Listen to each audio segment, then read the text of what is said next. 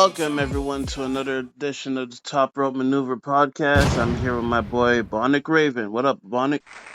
What up, y'all, man? Here, just happy to be here representing and here to review this next premium live event. Perfect, perfect. And we are just here to discuss Night of Champions. Yeah, the pay per view. The special event out all the way on the other side across the pond. And it begins with match one Obafemi versus Jey Uso. The result Obafemi defeated Jey Uso to become Mr. King of the Ring. Well, that was a surprising one because I really thought they were gonna go with the storyline of Jay winning because I figured Brock was gonna interfere into the match and cost Oba the shot at the King of the Ring. And no, it seemed like the fans really got what they wanted. They seen the ruler crowned king of the ring, and what a great match was it! And Jay Uso had a lot of offense during that match, which really gave Jay a good look in that match. That Oba was close to being defeated a couple times, and there's some controversy in that match where a lot of people figured that Oba tapped out. What do you think about that?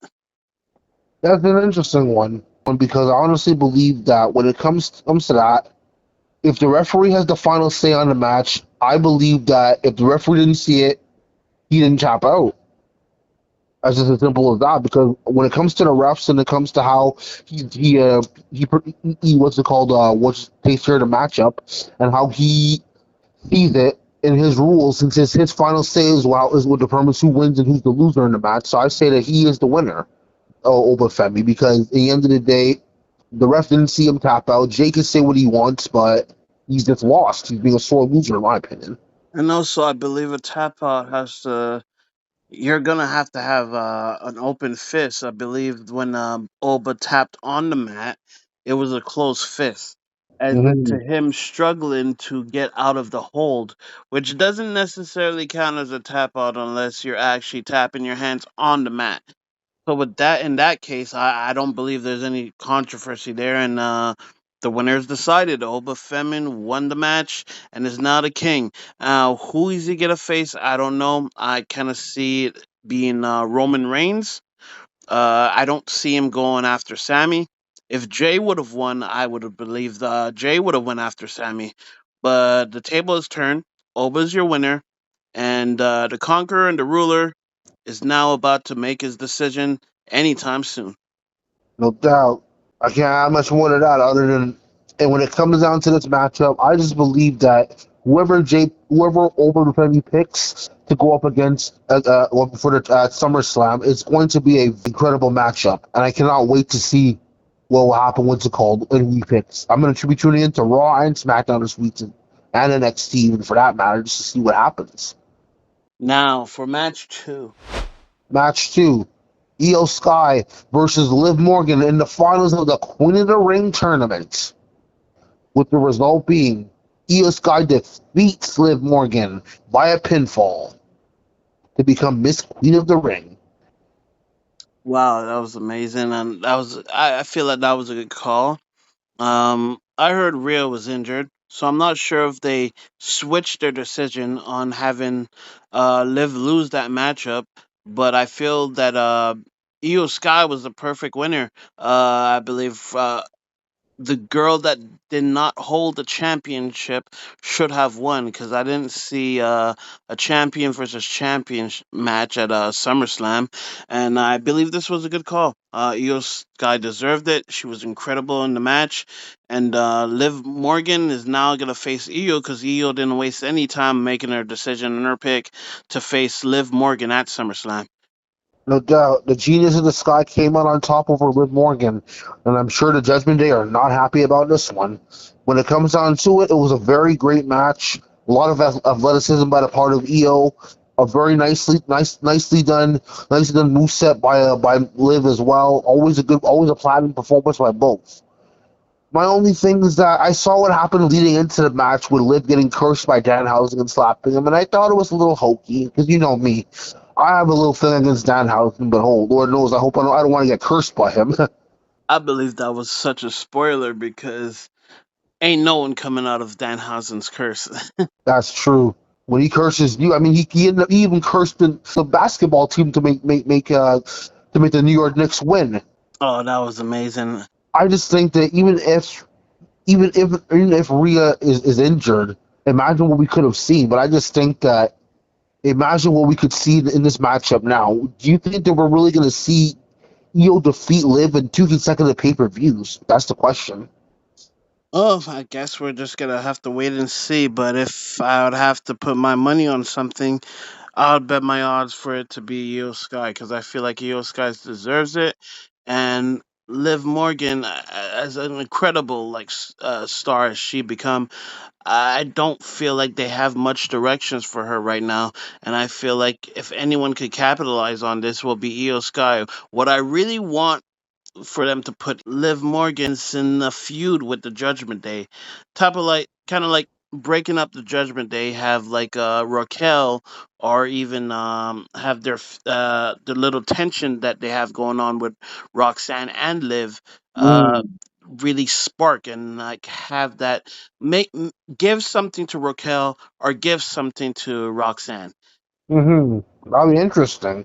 The last thing I'll say on this thing is that I like what you're doing with EO, and I like what you're doing with Liv, the shoot you're doing, but part of me feels like the person to defeat Liv for that world title should be Roxanne. Don't you think? And but I don't think Roxanne's ready to win a championship just yet. I feel like she needs to break out of the Judgment Day, prove herself in a singles run, and uh, and really capitalize off that, and then give her a title shot. If anyone from the Judgment Day out of the females that deserves a title shot, I believe Raquel Rodriguez off the bat.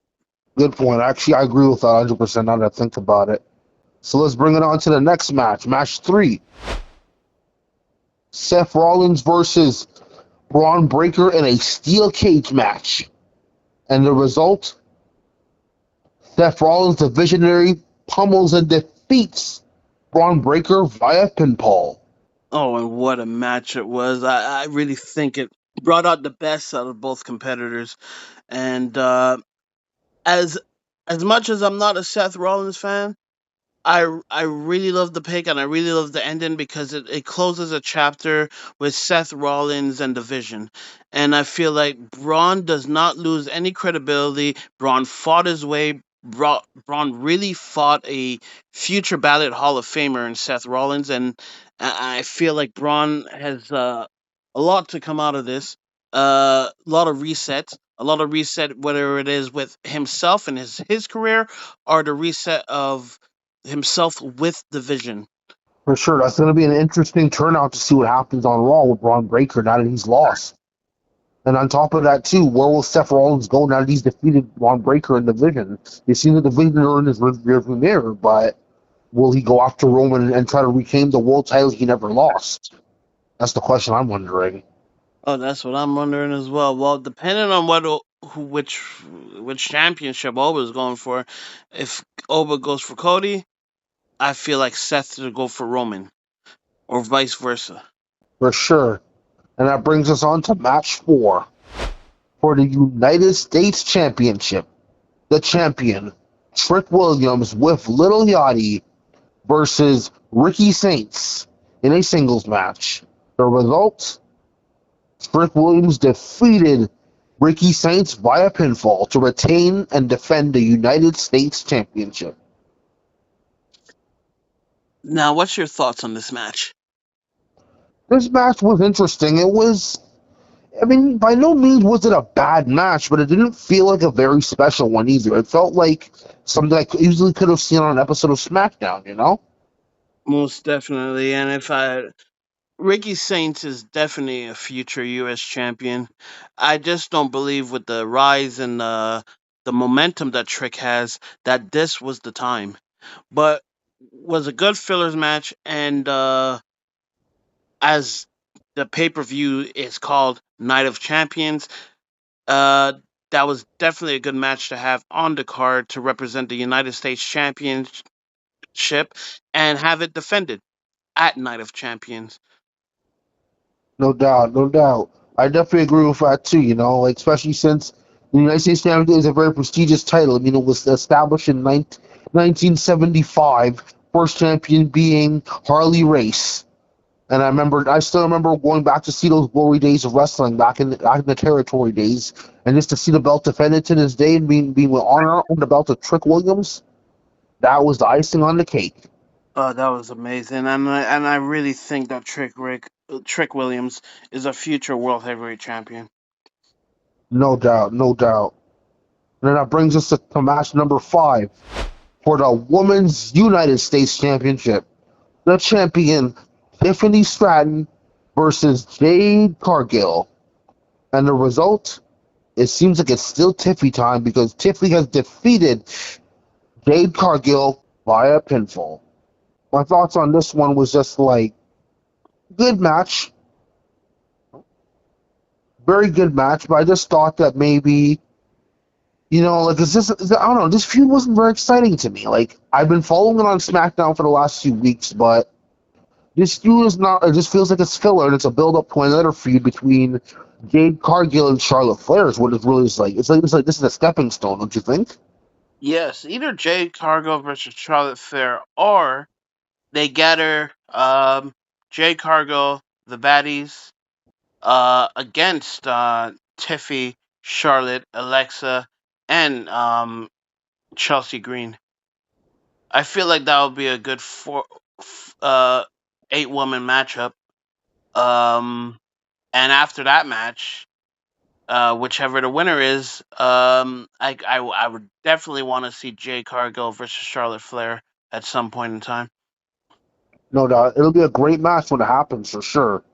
It'll definitely be one of the most spectacular matches we'll see all summer, I believe, if we get it this Indeed, summer. indeed, indeed. And I guess that brings us to our main event, a triple threat match for the WWE Undisputed Championship. The champion Cody Rhodes defended his WWE Championship against Gunther and the underdog Sami Zayn, and the result, in a huge upset, Sami Zayn has pinned and defeated Cody Rhodes to capture his first WWE Undisputed Championship in his 20-year career.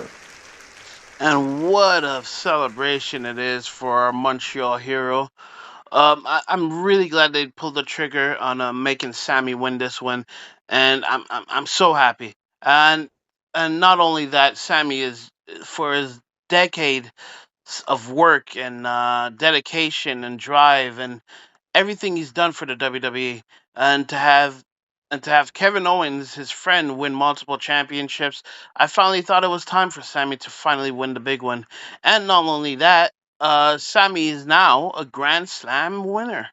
He's finally done it after 10 years in the company. 10 years in the making, he's done it.